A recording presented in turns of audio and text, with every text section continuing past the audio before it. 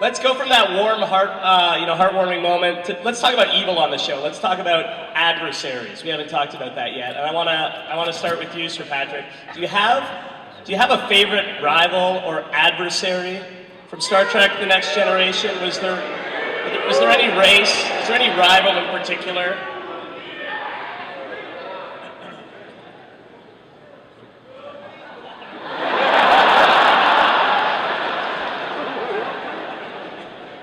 Yes, there was. Yeah, my favorite adversary, I had to be reminded of his name, and I knew no all here would know it, was Damon Bach. Ferengi. I came to love the Ferengis in time. What a bunch of poop. I got a flower delivery here for a John.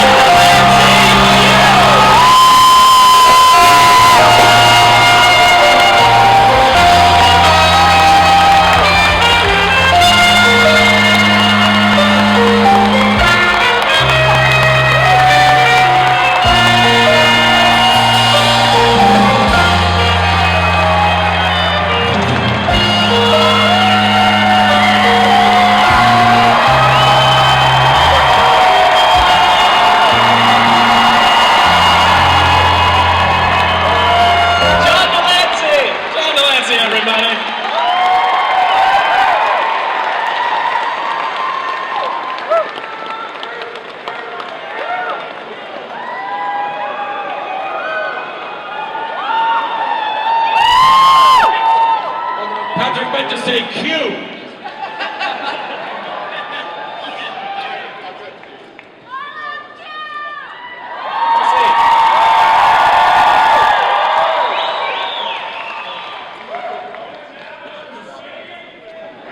Patrick, would you like to revise your answer?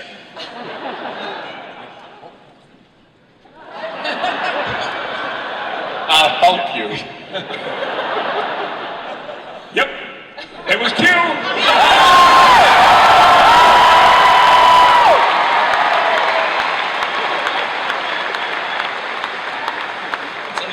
Okay. And just to confirm, none of you knew that was about to happen, correct? Surprises are rare in this world. Yeah. John, when you first signed on to the show, did you have any idea that Q would become so incredibly memorable for everybody in the world? Yes. You knew right away. I was omnipotent. I knew I was going to even be here, right? Of course. Gene Roddenberry said to me on the third day of shooting, "You have no idea what you've gotten yourself into."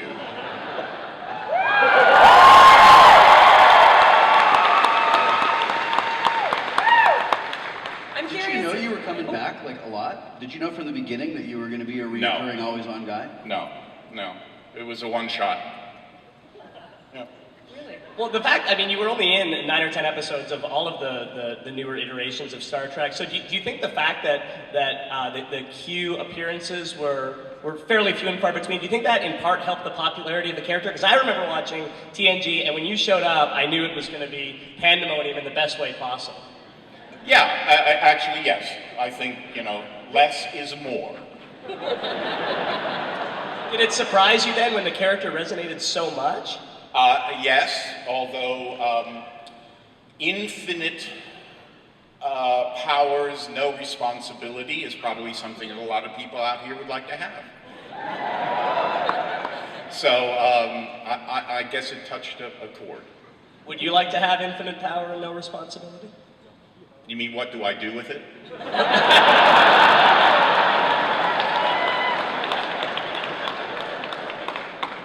Well, let's stay on the same topic to the rest of the cast. Any other favorite, foes or obstacles, moments of, finding the script and, oh, this is going to be a fun one to shoot.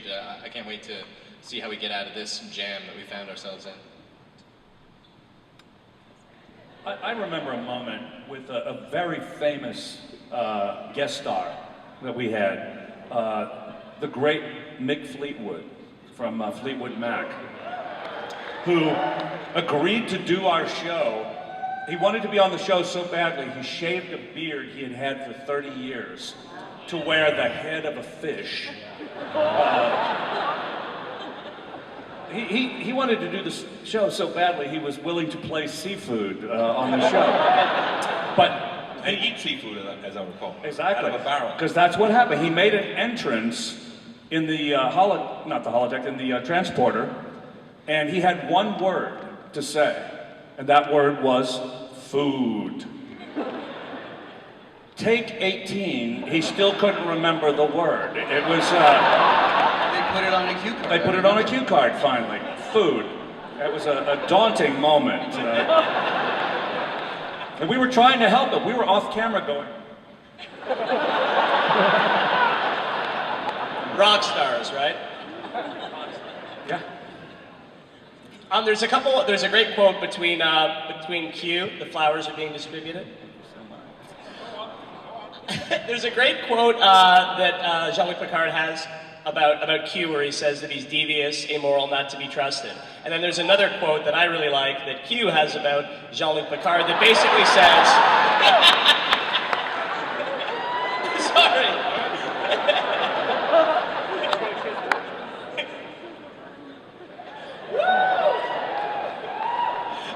Truth be told, he's the only white man I'll kiss on the lips.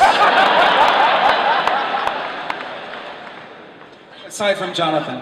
I thought you'd forgotten. And then there's Brent. I'm hurt.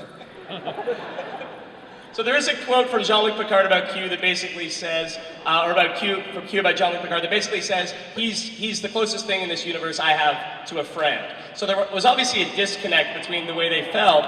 John, do you think that Q saw Jean-Luc as a friend? Yes. More than a friend.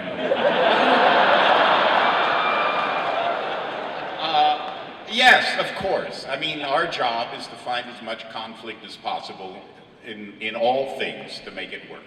So yes. They were friends. They were friends, and they were enemies, and they were, all sorts of things, a multitude of different things. A thorn in the side, basically. We were your pawns. That's right. Oh yeah, that's right. You had me bayoneted through the stomach on a planet. I was blind, man. You told me that your stomach hurts. Because there was a bayonet through the middle of it that you put there. I don't remember. You never do. To switch gears, so much of the technology that was presented on Star Trek The Next Generation has now come to pass. She's collecting the flowers.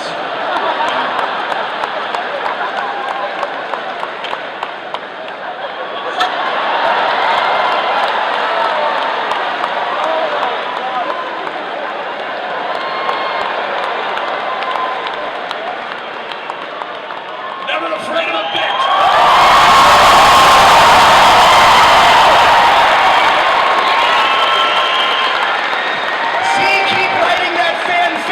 Someday it will come true.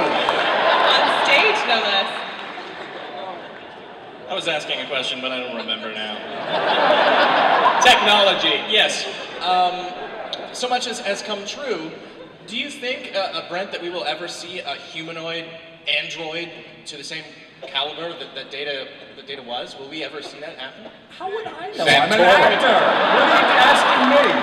Is there a scientist in the house? In your professional actor opinion. Or to anyone else. That's even dubious. Possibly, but he won't be as funny. No. Right. Thank you. I was just going to say, surely we have them. They're the front runners of the Republican Party.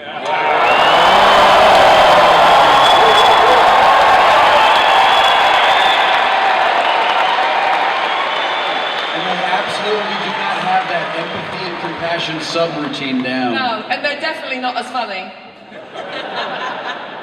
They can't sing as well as you. You guys get pummeled all the time with lots of questions. I'm just wondering if there's any question that you have been dying to ask each other. You haven't seen each other in a while. There must be something that's been in the back of your head.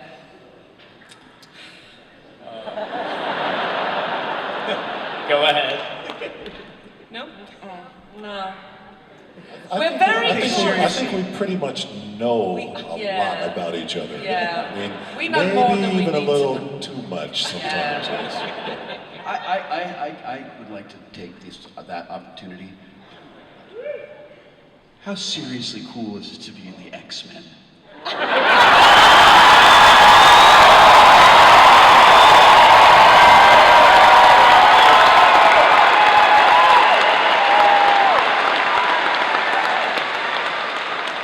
Well, Will, the coolest thing about being an X-Man was to step into the makeup trailer at 6:30 in the morning and see lined up in all of the mirrors Halle Berry, Famke Janssen, Rebecca Stamos, Anna Paquin, Kelly Yu, and have to go along the row saying, "Good morning, darling."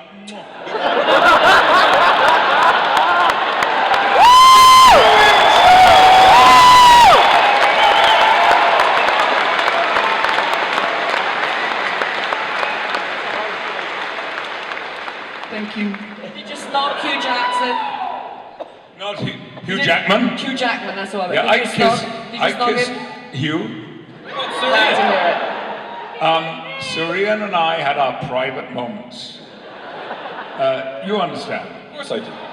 Much like us. Absolutely. You took the words from my mouth. Look at this little cue card. That sounded like the Patrick Stewart we saw in Extras when you were talking like that. Just there. I want to ask you about All Good Things, about the final episode, the series finale. What did each of you think about the way that the iconic series was wrapped up? I was pissed, I was dead. I was really pissed. I was amazed I was alive.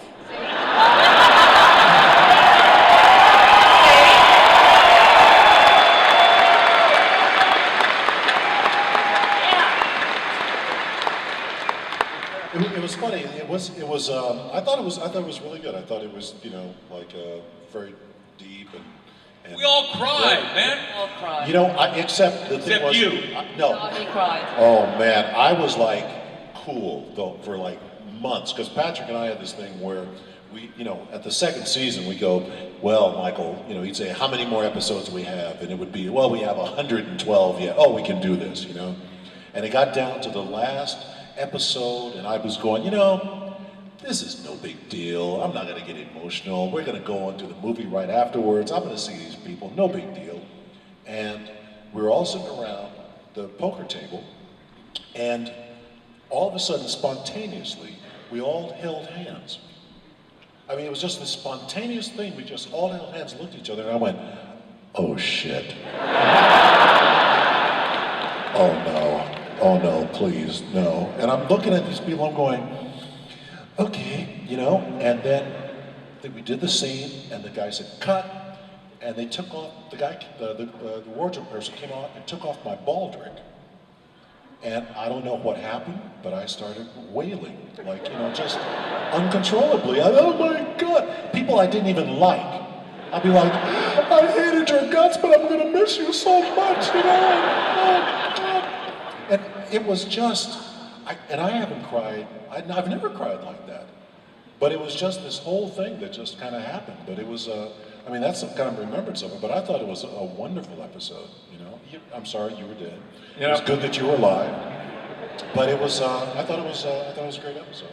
I'm going to pour some cold water on this touching moment because I know the world thinks that the last shot of Star Trek The Next Generation, Season 7, was Brent saying, "And the sky's the limit," which, by the way, was a line written by Mr. Brent Spiner. And that was brilliant. But in fact, that was not the last scene that was shot on Star Trek The Next Generation.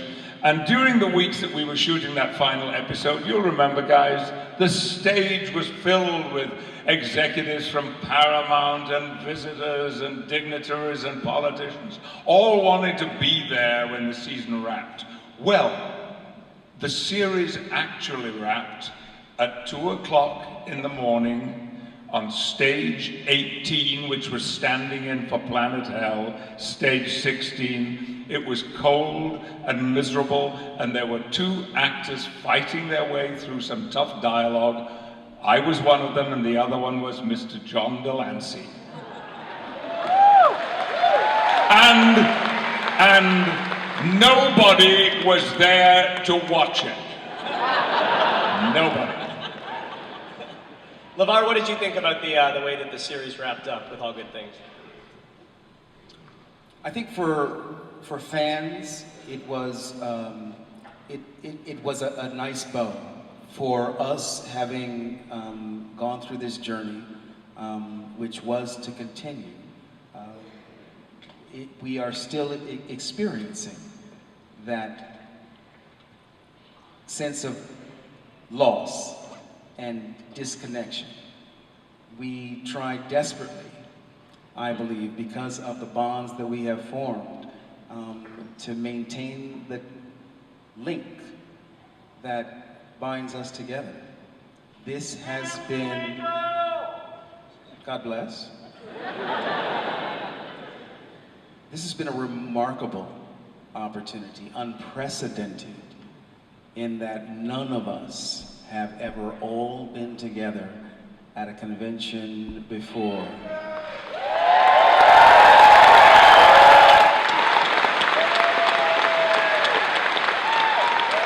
The fact that it has happened in Calgary just goes to show the world that it's going on right here.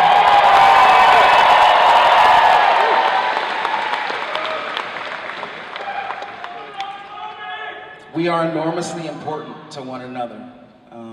We share a bond that is unbreakable. And to have shared it with all of you for all of these years only lends strength and credence to the reality that what you saw on the screen is in fact and indeed reflected in our interpersonal relationships. We thank you enormously for caring about the people that we have played for all of these years.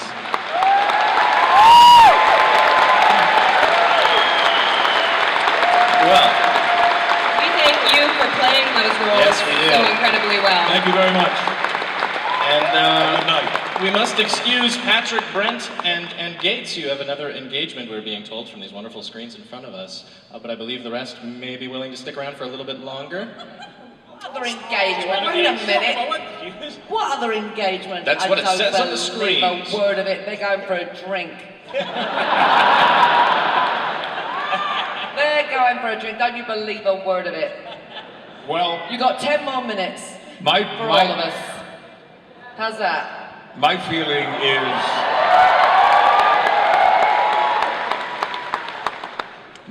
is that what LeVar has just expressed sums up the very core of what we did and why we are here, and that John should join us.